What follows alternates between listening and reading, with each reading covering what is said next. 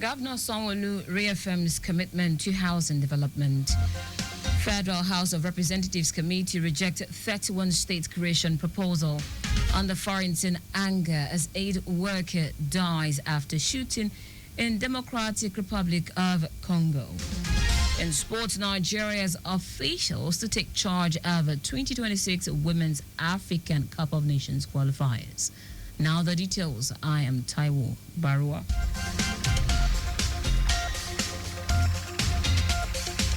Lagos State Governor Babajide Sanwo-Olu has reaffirmed his administration's unwavering commitment to housing and urban development, underscoring its pivotal role in enhancing the quality of life for residents.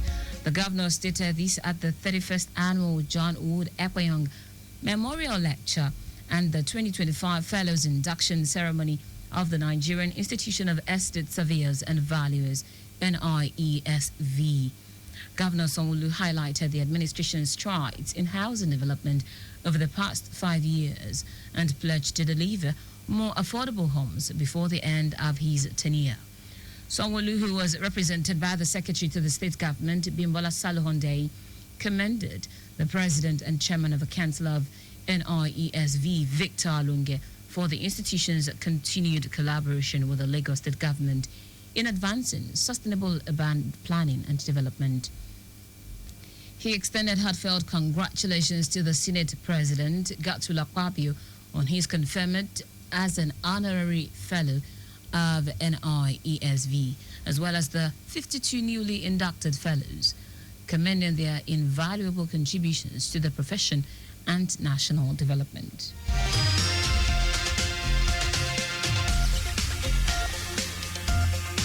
The Lagos State Traditional Medicine Board, LSTMB, in collaboration with officers of the Nigeria Security and Civil Defense Corps, NSCDC, has carried out an enforcement exercise in the mainland axis, sealing 6 facilities operating without proper regularization of practice and with outdated document.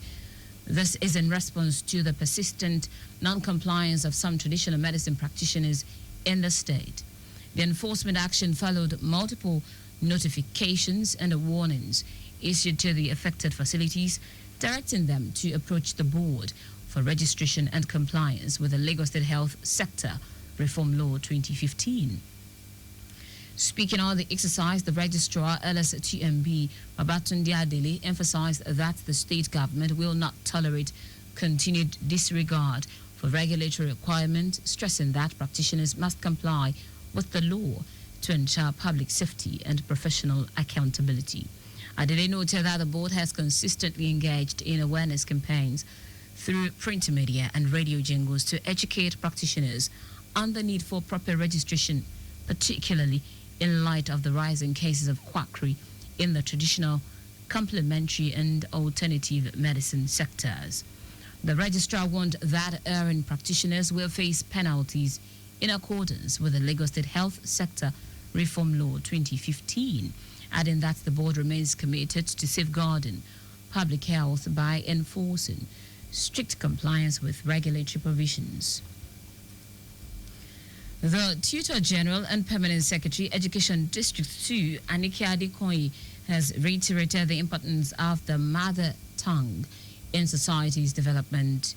Adekoyi stated this in her statement delivered at an event organized by the Egbe Akomolede at Yasha Yoruba Teachers Association, Lagos State Chapter, held at the Baptist Senior High School, Obanikoro, Lagos, to mark the year 2025 International Mother Tongue Day, celebrated every 21st of February.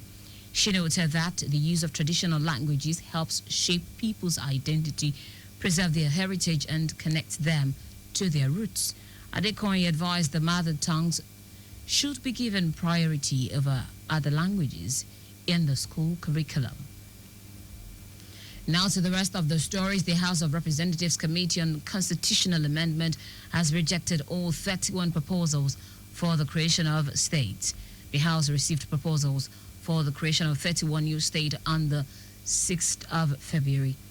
Deputy Speaker of the House of Representatives, Benjamin Kalu, announced that none of the 31 requests for state creation in Nigeria met the constitutional requirement for consideration. Kalu stated despite the setback, the committee has extended the deadline for submissions to the 5th of March, allowing communities to revise their proposals.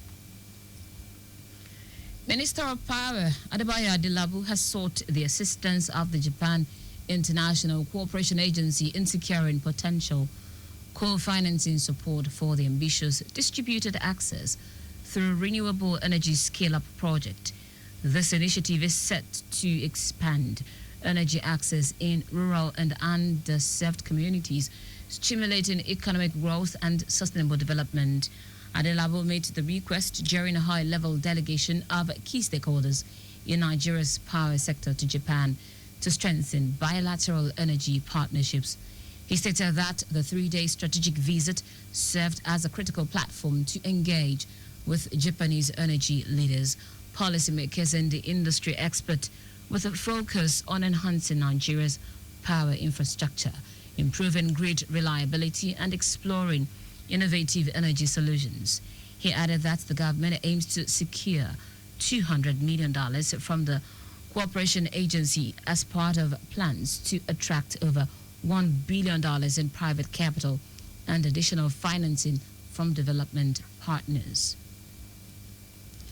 The Economic and Financial Crimes Commission, EFCC, has arraigned 18 Chinese nationals and a company before Justice Daniel Osiago of the Federal High Court sitting in Ikoyi, Lagos. The defendants are part of the larger 792 persons arrested in December 2024 in Lagos for alleged cryptocurrency investment and romance fraud during a sting operation tagged Eagle Flush operation conducted by EFCC operatives. They were arraigned on separate charges bordering on alleged cyber crimes, cyber terrorism, possession of documents containing false pretense, and identity theft, among others.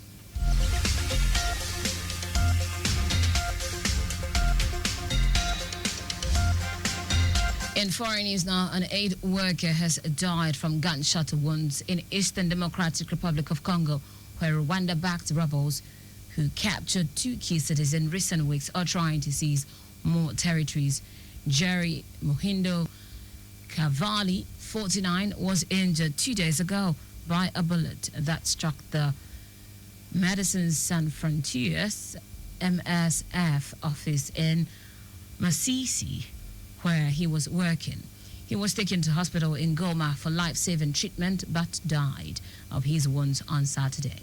Colleagues say he was deeply dedicated to humanitarian work and always had a smile on his face. Cavalli's death has angered aid workers trying to help the tens of thousands of Congolese people whose lives have been destroyed by the war. The town of Masisi, where the MSF worker was shot, has witnessed fierce fighting between militia allied with the Congolese army and rebels belonging to the M23 and Alliance Fleuve Congo rebel groups. In sport now, Nigerian officials will take charge of the 2026 Women's Africa Cup of Nations qualifying fixture between Ethiopia and Uganda. The first round second leg tie will hold at the Abebe Bekila Stadium in Addis Ababa, Ethiopia on Wednesday, 26th of February. Uganda defeated the Ethiopians 2-0 in the first leg on Friday. Seasoned arbiter Patience Madu will serve as the center referee for the encounter. She will be assisted by Abibatu Yadoni Yusuf. Assistant referee 1 from Friday Akpan. Assistant referee 2, while Hannah Eliagu will serve as the 4th official.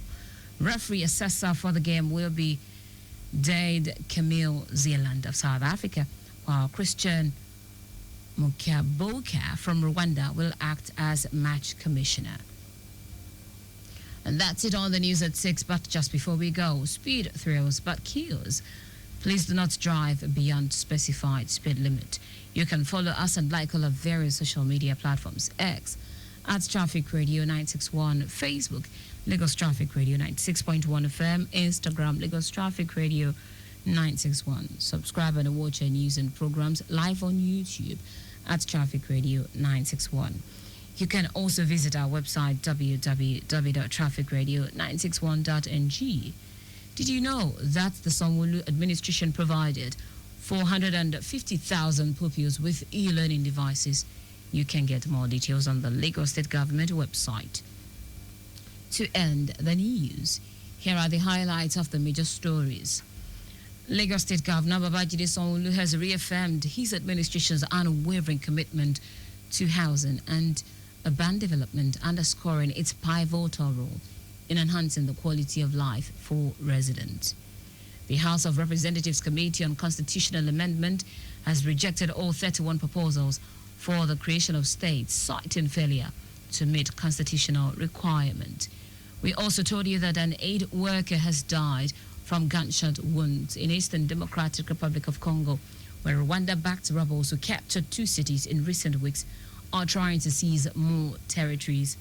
And finally, in sport, Nigerian officials will take charge of the 2026 Women's Africa Cup of Nations qualifying fixture between Ethiopia and Uganda.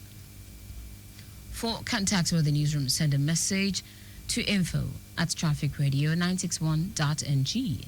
That ends the news broadcast compiled by Majid Ololadi. I am Taiwo Baruwa. Thank you for listening. Good evening.